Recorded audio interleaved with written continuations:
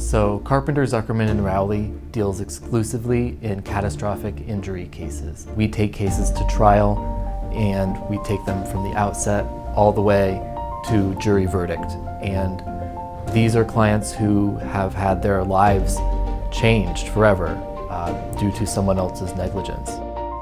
Alfred Aswad is one of our clients, and he was essentially left turned while he was driving, and he was injured. He was injured much more than you would expect because he was an 85-year-old man, totally independent, totally vibrant.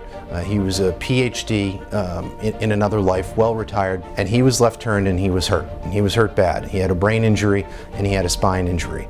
Remarkably, the brain injury healed, but the spine injury didn't, and it left this kind of 85-year-old man who was already having all of the problems and challenges that an 85-year-old would have naturally. It left him in some pretty bad shape. And we were just getting no relief, no answer from the insurance company. We had sent demand letters very early on, even prior to filing the suit, comprehensive with every medical record we could have. And we had to prove injuries, and we had to prove what a man who is nearing the end of his life. And so what is that worth? What is that damages period worth? And it turns out that the answer was it's worth quite a bit. It's always better to have more ammunition than less. There's no risk in setting up a day in the life video for your client. Once we won preference, we started discovery like our hair was on fire. We called MotionLit. We started a day in the life video. We started the process of really putting the pressure on the other side. The quality of the demand video in particular was truly outstanding.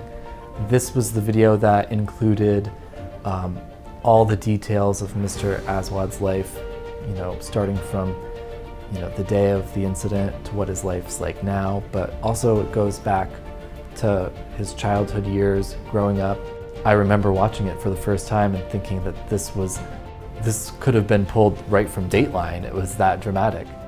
I would highly recommend using the demand video in particular if your case is kind of in the earlier stages. In the end, we settled this case for $2 million, which was $700,000 over the policy limits, and my client was thrilled. He was so happy to not have to go through the trial.